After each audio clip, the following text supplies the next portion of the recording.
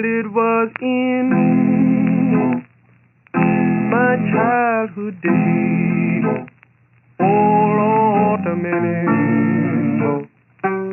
long years ago.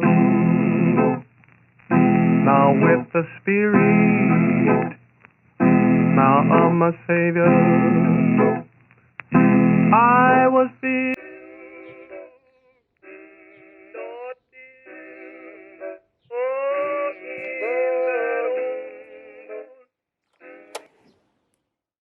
Enero de 2022. El ministro de Consumo, Alberto Garzón, realiza unas declaraciones muy polémicas sobre la industria cárnica en nuestro país. Unas declaraciones que ponen en riesgo 2,5 millones de empleos y 9.000 millones de exportaciones. Desde entonces hemos escuchado la opinión de tertulianos y políticos, tanto en las redes sociales como en los medios de comunicación. Pero, ¿a cuántos expertos en producción animal se ha entrevistado?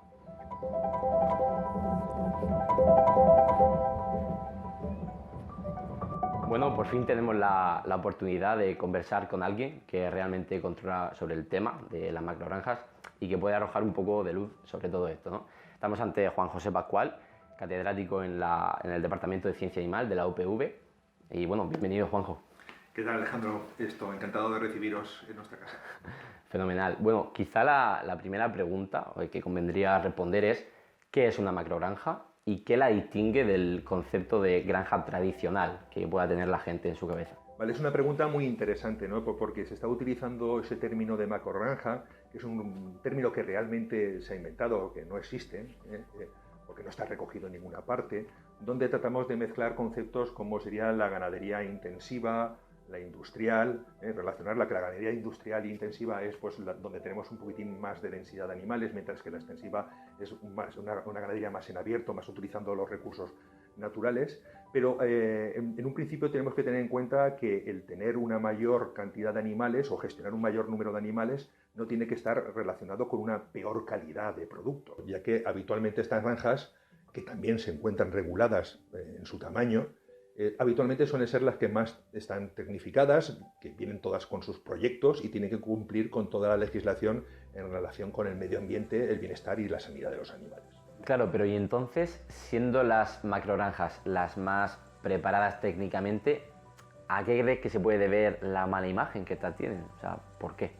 Bueno, pues si tenemos en cuenta que en un principio el tamaño de la granja no tiene por qué afectar a la sostenibilidad, al ambiente y bienestar de los animales, yo creo que quizás está relacionado con una cuestión más de tipo romántico, ¿no? Es decir, que una gran compañía venga e instale una granja grande, pues a nadie nos gusta, ¿no? Porque es en principio favorecer, ¿no?, la producción a gran escala respecto a la producción del pequeño productor. Pero siempre esto tenemos que tener en cuenta de que el que sea un gran productor no tiene por qué ser algo negativo, ¿no? Tenemos grandes ejemplos en el día a día nuestro donde, pues, hombre, lo ideal sería poder encargárselo a nuestro productor cercano, pero todo el mundo cuando compra su teléfono o compra su televisor o su coche acude a una gran compañía porque le da una mayor fiabilidad del producto, más tecnificación e incluso más sostenibilidad. La realidad es que cuanto más pequeña es una granja, menos rentable es. Y aunque hay grandes esfuerzos por parte de las consejerías con ayudas a los jóvenes ganaderos para tratar de mantener ese tipo de explotaciones, esto es muy difícil y la gran mayoría de ellos acaba abandonando el sector. Claro, a ver, entiendo, pero entonces, en cuanto a cómo afectan las macrogranjas a la economía local, ¿estas realmente acaban generando nuevos puestos de trabajo o acaban perjudicando a las pequeñas familias ganaderas? Bueno, pues en esa pregunta no podríamos generalizar. Todo depende del momento en el que nos encontremos y de la especie producida. Por ejemplo, en estos momentos hay una gran demanda de Europa de porcino y por tanto la aparición de nuevas granjas habitualmente no tiene por qué llevar a una disminución o un cierre de las producciones de menor tamaño. Sin embargo, es verdad que no, en algunas especies, en algún momento determinado, donde hay un ajuste de los precios, pues sí que es verdad que hay una pequeña competencia, ¿no? Hay competencia entre los productores.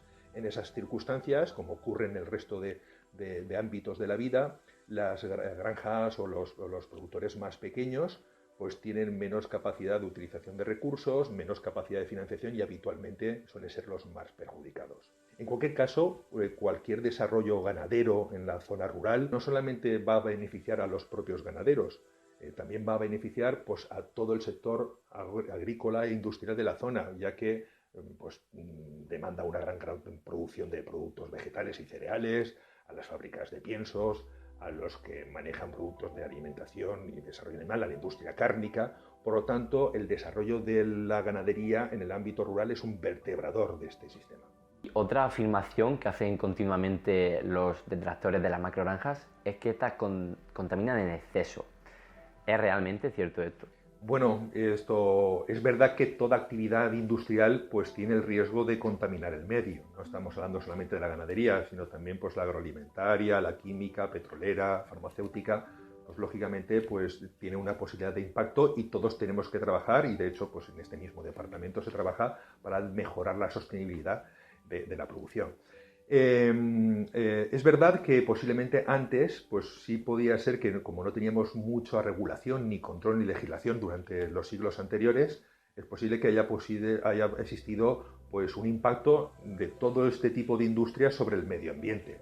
Respecto al impacto, actualmente todas las granjas modernas tienen que estar construidas con un proyecto de impacto ambiental y por tanto todas estas nuevas granjas tienen un proyecto que hacen que todos esos purines o estiércoles que producen tienen que tener un sistema de circulación para que no afecte al medio ambiente.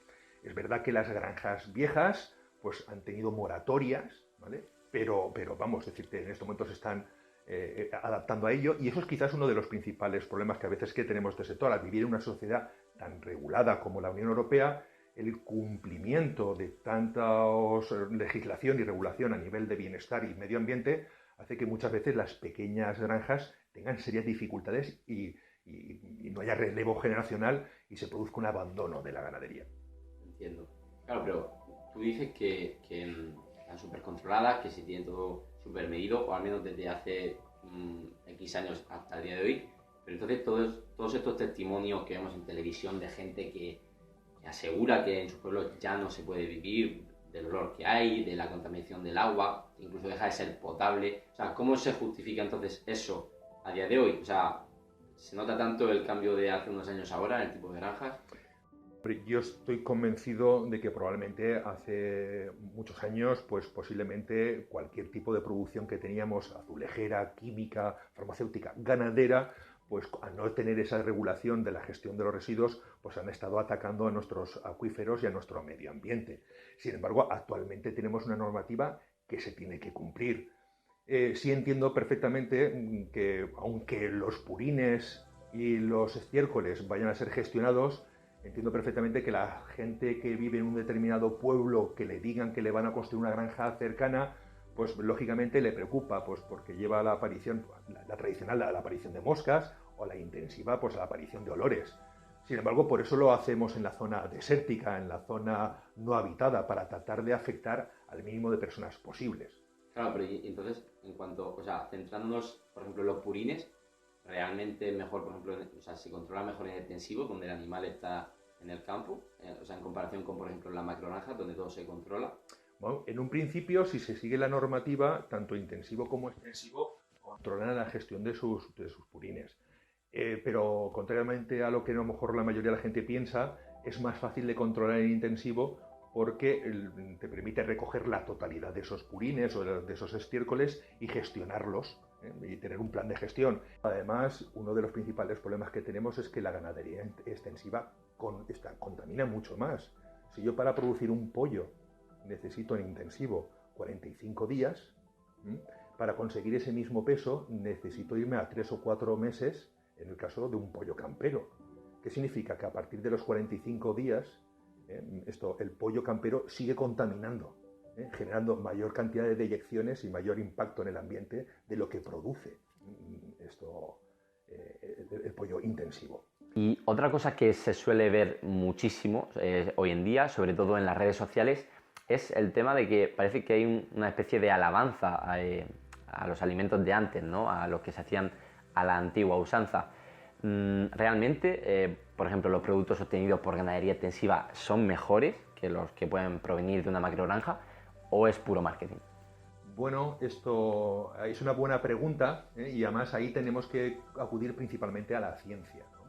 ¿Y la ciencia qué nos dice? Pues que, por ejemplo, cuando comparamos los huevos camperos con los producidos dentro de jaulas, lo que llamamos granjas industriales, pues no hay diferencias en calidad nutricional y los paneles de catadores no son capaces de diferenciarlos. O, por ejemplo, cuando comparamos una granja de 1000 cerdos con respecto a una granja de 100 cerdos, la carne que se obtiene de esos animales, si mantenemos el tipo genético, la nutrición y el alojamiento, pues habitualmente no se observa ninguna diferencia entre ellas. Muchas veces vemos que, claro, dirás, esto, pues claro, es que resulta que la visión extensiva, esas fotos que vemos, claro, esa carne de esas vacas que están comiendo hierba, ¿no? O de esos cerdos que están en la dehesa, pues lógicamente van a producir mejores productos. Pero la realidad que vemos detrás de esas fotos de los políticos, detrás de esas explotaciones, es que la totalidad de sus hijos, que son los que al final acabamos comiéndonos, esto van a acabar en cebaderos. Es decir, vemos solamente a los reproductores. A lo mejor durante la primavera podemos hacer coincidir los dos, pero luego todos ellos, por ejemplo el cerdo ibérico, hasta los 100 kilos, se engordan en cebaderos y después le damos el toque final, que es verdad que hay una diferenciación porque comen bellota, en cerdo ibérico. Pero, por ejemplo, la mayoría de lo que nosotros conocemos de ganado extensivo vacuno o de porcino, la mayoría de los hijos habitualmente se engordan en cebaderos. Extensivo puro, existe muy poquita en toda España y además no tenemos capacidad para hacerlo. De hecho, el 99% de la carne que consumimos en España procede de ganadería intensiva. Claro, y en relación con lo anterior, los férreos defensores de la agricultura intensiva, ¿cómo pretenden alimentar al planeta entero? O sea, ¿realmente su propuesta con su modelo de producción es realista? O sea, ¿podemos alimentar a toda la gente? Bueno, pues eso es una muy buena pregunta. La realidad es que no disponemos de recursos naturales y de prados ensilados, etcétera, como para alimentar de forma extensiva a los animales que nos harían falta para alimentar a toda la población. De hecho, si tratáramos de que toda la ganadería fuera extensiva, realmente lo que ocurriría es que habría muy poca cantidad de productos de origen animal y solo estarían accesibles a una pequeña población, como ocurría hace varios siglos, ¿no? Es decir, por ejemplo, los guardas de la reina de Inglaterra, los beefeaters, se llamaban beefeaters porque eran los únicos que podían comer carne. Yo creo que no es conveniente volver a esa situación. Yo creo que hay que democratizar, ¿no?, el acceso a los productos de alta calidad. ¿Qué quiere decir esto? Que es verdad que el extensivo pues es un modelo que podemos defender y que es interesante y tenemos que convivir con él, ¿vale? Pero también tiene sus problemas. Es decir, que los animales cuando se encuentran en extensivos también son afectados por el ambiente, por las enfermedades, también tienen problemas de bienestar, también contaminan y por tanto no es la solución mágica. Yo creo que tenemos que defender los diferentes modelos que tenemos disponibles, tanto el extensivo como el intensivo. De hecho, los grandes científicos, evaluadores del sistema de sostenibilidad ganadero, indican de que la forma de hacer la ganadería sostenible es intensificándola. Y por eso, investigadores y trabajadores como los que hay en este departamento, trabajamos principalmente en tratar de mejorar la sostenibilidad en todos estos ámbitos, sin demonizar ni al extensivo ni al intensivo.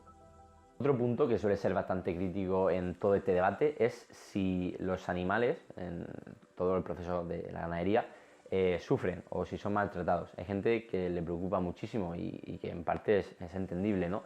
¿Qué le podemos decir a esa gente para calmarlo? Bien, yo creo que ahí se encuentra todo el origen de la problemática que estamos viviendo. Yo creo que vivimos en una sociedad que es cada día más sensible y tiene que ser así, a que los animales pues no sufran. Y esto es el origen de por qué se ha creado un relato, porque tenemos mucha gente defensora. Yo también me uno a eso, porque esto es difícil no querer que los animales no sufran.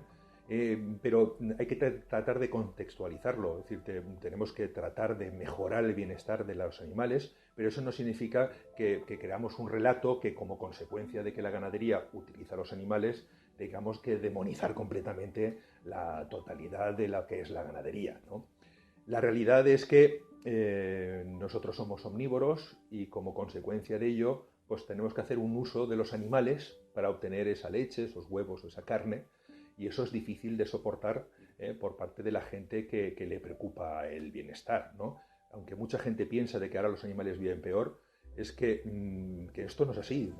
Por mucho que los demás piensen que es así, gracias a que se ha investigado muchísimo y que la Unión Europea es la que más regula el bienestar animal de todas las sociedades del planeta. Hemos mejorado muchísimo y las condiciones de cría y de mantenimiento, sanidad y bienestar de nuestros animales en granja es increíblemente mucho mejor ahora y superior al que teníamos hace 30 o 40 años. Porque entiendo que todo está como muy medido y muy analizado, ¿no? Porque a veces quizá como que lo vemos todo desde un punto de vista más humano, ¿no? A lo mejor ver un animal en una jaula, nadie quiere ver eso, ¿no? Es una imagen como muy dura de ver, pero realmente si el animal, no está sometido a estrés o todas las condiciones se recogen y están controladas, no debería de preocuparnos, ¿no? Aunque, insisto, sean imágenes que nos gustan, ¿no? Vale, pues sí es verdad, hombre, sí que tenemos que preocuparnos. Es decir, es esto, ¿por qué? Porque verdaderamente tenemos que tratar de que los animales se encuentren lo mejor. Lo que ocurre es que las imágenes que vemos, pues a veces son difíciles de interpretar si no hay un experto al lado. Es decir, claro, pero por ejemplo, hay imágenes como el típico animal o una vaca, por ejemplo, alimentándose con rejas a los lados. Eso tiene que tener una justificación, ¿no? Claro, nadie se dedica a producir animales con el objetivo de hacerles daño o tenerlos encerrados porque les apetece. Por ejemplo, el caso que estás mencionando, que sale frecuentemente, pues las cornadizas están con el objetivo que puntualmente cuando se da de comer a los animales, para evitar que los dominantes le quiten la comida a los otros, lo que hacen es tenerlos sujetos durante el momento de la comida. Porque si no, pues el dominante se lo come deprisa y va y desplaza a los otros que no tienen la posibilidad de comer. O por ejemplo, otro ejemplo que frecuentemente aparece es pues las barreras antiaplastamiento que tienen las cerdas lactantes, que dicen, mira, es que las cerdas están aquí entre dos barrotes. Pues sí, efectivamente, se busca una situación de compromiso porque las cerdas se pasan la mayor parte del tiempo en cochiqueras en conjunto, las cerdas gestantes, pero en el momento de la lactación pues tenemos hasta un 30% de aplastamientos si la cerda la dejamos libre. Entonces tienes que buscar una solución de compromiso entre el bienestar de la cerda y el bienestar de los lechones, y la Unión Europea y los expertos en bienestar, cuando han hecho la legislación, han decidido de que durante esos 20 y tantos días la cerda evitemos que aplaste a los lechones. Los ganaderos o que la gente que trabaja en el ámbito de la producción animal no tiene ninguna intención de que los animales sufran. Lo que ocurre es que muchas de estas imágenes nunca nos la acompañan con un experto en producción animal. Siempre está visitada con alguien que tiene interés de fomentar el relato. Cuando te sacan la enfermería de unos lechones muriéndose, pues parece como que esos lechones pues son todos los lechones que hay en la granja, ¿no? Y es como el ejemplo que antes te ponía de que si tú a los franceses les muestras todos los días la Cañada Real de Madrid en las noticias, llega un momento en que piensan que en España vivimos así, cuando no es esa la realidad. Los ganaderos no tienen intención con su producción de hacerle daños a los animales. De hecho, ellos procuran que los animales estén lo mejor posible, porque un animal que no está estresado, un animal que está feliz, un animal que tiene ganas de comer, que tiene ganas de jugar, etcétera, etcétera, es un animal que produce, crece más, da más leche. Es decir, que el objetivo del ganadero es fomentar el bienestar. ¿Cuál es el problema? El principal problema que tenemos con esto es la percepción que tiene el humano de bienestar animal respecto a la percepción que pueda tener realmente el animal. En ciencia, lo que nos dedicamos es no a preguntar qué opina la gente de cómo deberían de estar bien los animales. En ciencia nos dedicamos a preguntarle al animal cómo se encuentra mejor. Y los datos nos indican que muchos de esos propuestas que nos defienden algunos animalistas van en contra incluso del propio bienestar animal. La sociedad ha pedido que las gallinas no se les cortara, por ejemplo, los picos, ¿vale?